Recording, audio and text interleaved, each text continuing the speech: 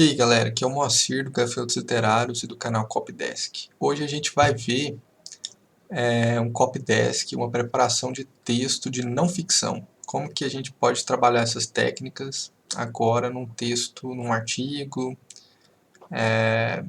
numa matéria qualquer, né? Num texto de não ficção. Então vamos lá. Esse aqui é um artigo que eu escrevi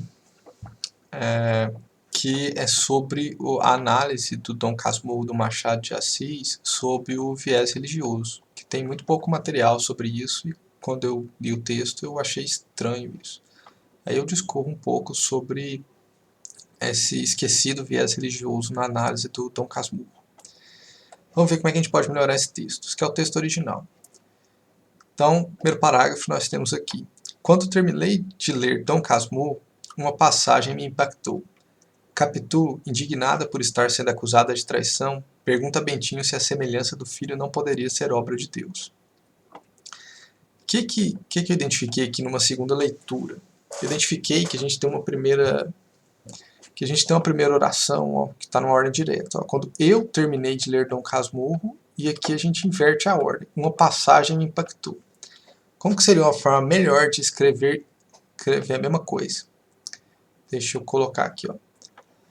A primeira coisa que eu fiz, na verdade, foi riscar o deler, né? Porque é óbvio, foi só uma limpeza, né, de exageros. É óbvio que quando você fala que você terminou o Dom Casmurro, e qualquer pessoa que for ler tiver interesse em ler um artigo nesse sentido, vai saber que Dom Casmurro é um livro.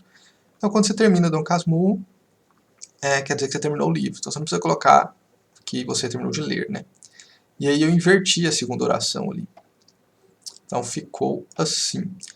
Quando terminei de ler Dom Casmurro, fui impactado por uma passagem. Então, se antes nós tínhamos uma passagem me impactou, depois a gente ganha qualidade no texto com fui impactado por uma passagem. Ó, eu, tá aqui nas sombras, né? Tá aqui omisso no texto. Quando eu terminei de ler Dom Casmurro, desculpa aqui, eu fui impactado por uma passagem. A gente coloca aqui duas orações seguindo a mesma estrutura, já dá o cérebro do seu leitor já vai agradecer bastante. Capitu, indignada por estar sendo acusada de traição, pergunta a Bentinho se a semelhança do filho não poderia ser obra de Deus.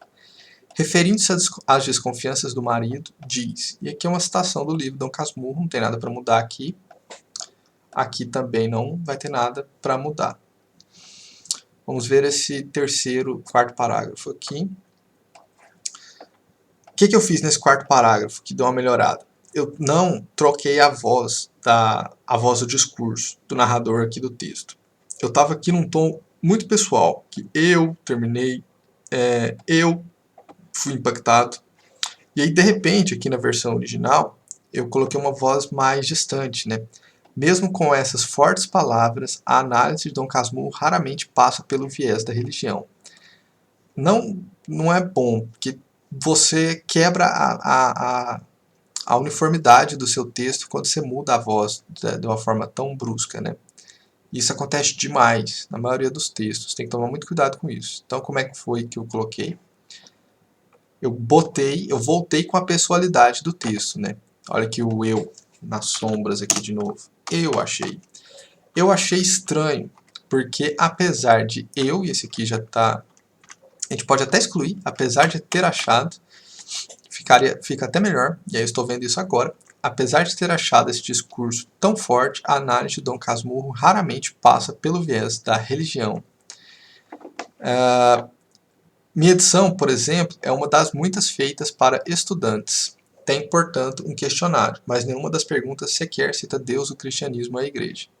Por que isso? Será que realmente não podemos olhar Dom Casmurro pelas lentes da religião? É isso. Então, em resumo, o que a gente fez aqui? Manteve a ordem, a estrutura, a similaridade de estrutura das orações e não trocou a voz do narrador, o que já dá um ganho de qualidade no texto bem grande. Se gostou do conteúdo, segue o canal, deixa o seu like e visita o meu site, o Gafanhotos Literários. É isso, pessoal.